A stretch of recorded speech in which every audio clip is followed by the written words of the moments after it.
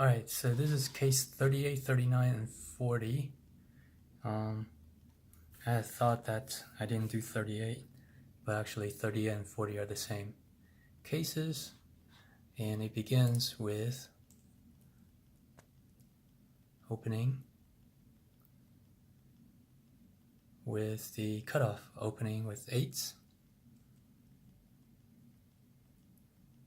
with the under the gun raising the 5, and then the 3-better actually from the cutoff. And now I raise it to 60 as the bluff, and the 8s can actually do something here. I have a gutter, and it's correct for me to bet quarter pot. And this is interesting with the backdoor flush draw and the 8, and with the steal position 3-betting the under the gun opener. This is a very specific situation. Under the gun opened to 5, cutoff raised to 18, I raised to 60, under the gun folds. So this is a very unique situation. Somehow he doesn't believe me that I have an overpair here. You know, my range should be 10s, aces, kings, queens, but I do also have 6s here. But let's see what the range advice with the bet quarter. 10s, aces, ace 10, 6s,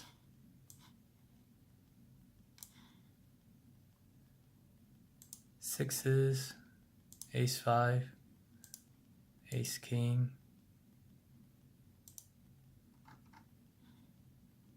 4%, 6s,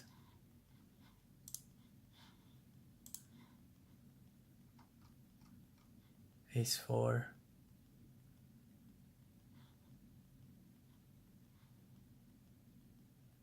ace jack with the backdoor flush. So those are the ranges. So 8 doesn't believe me, and 8 with the backdoor flush draw is going to raise to 95, and I shouldn't go all in. I should just call here with the gutter and the overcard, and then there's only going to be a few dollars left, like 37, and you might be able to conserve those $37, which is what it says right here. You should do it stepwise.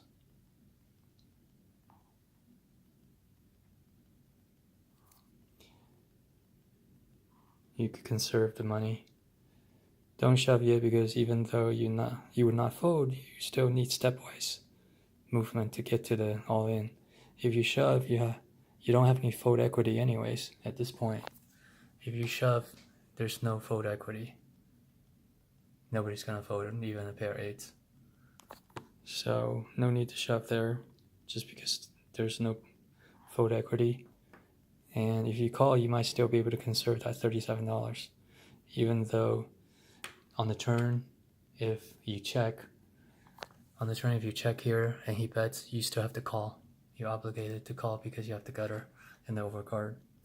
And the $37 is a very small amount, so stack size does make a difference.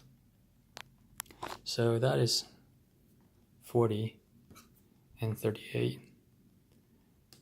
8 in position can push all the way because of the backdoor flush draw. And A is in position, backdoor flush draw, A is ready to push all the way. The opening is under the gun open, cutoff raised to 18, big blind is me, raised to 60. And the flop comes 2, 10, 5. With a gutter, I could bet 1/3 pot 13% of the time, and 87% of the time check. The cutoff has a backdoor flush draw, so when I did bet 1/3, he raises 95 and I call with the gutter. Don't shove. Even though shoving gives you 2 cards, that's not really enough.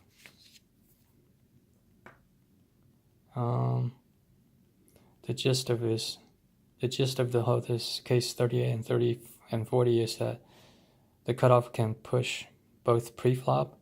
So 8-8 is a made hand, so pre-flop 8-8 can actually call or raise to half pot 9% of the time, talking pre-flop.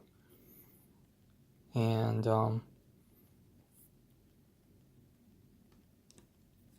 so the 8-8 in the cutoff can push both pre-flop and at the flop, because there's a 10 low card board and he has a backdoor flush. And then for the hero, because the hero has a gutter and an overcard, you can call the raise on the flop. You can bet and call raise. So the gist of it is 1 high card and 2 low cards and backdoor flush means 8-8 can push back. So the question is 8-8 betting for value or betting as a bluff? I think it's betting as protection and a little bit for value. Maybe ace king would call or something like that. But any of the overcards, you're just way behind. But still, you push and you define the range. And then you manipulate the pot, the SPR, to the point where you can't really fold. And it becomes correct.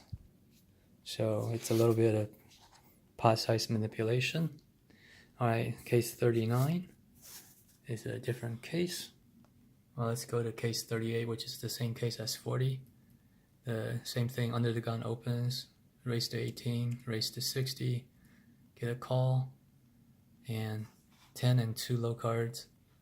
So I have a gutter, I can bet, raise, and this is the scenario where you call and you have a few dollars left, $37 left, and you don't make the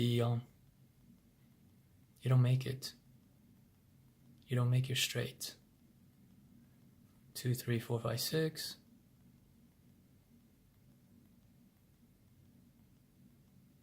All right. And this is where I test out if hero checks the turn and snowy shoves, you still call with your gutter because it's such a small amount and the pot is $316. So there's the answer to that. And let's go case 38 or 39.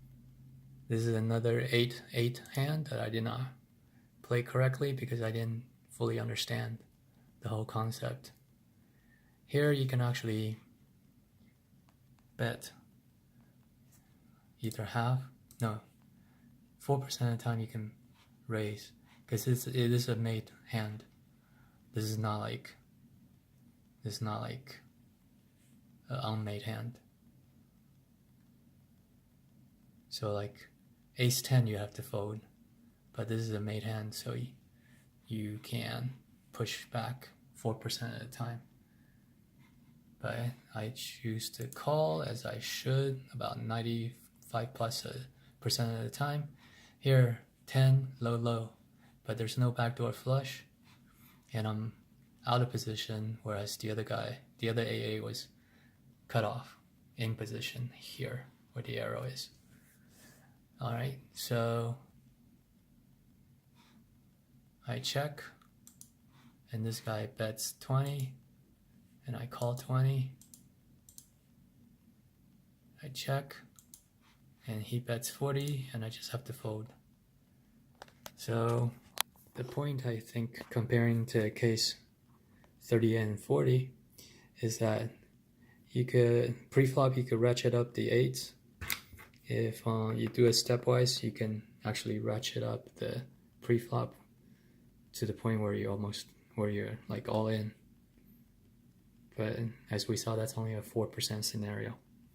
Most of the time, under the gun opens and the hijack raises, and I just call. Although 4% of the time you can push. The EV is 0.07.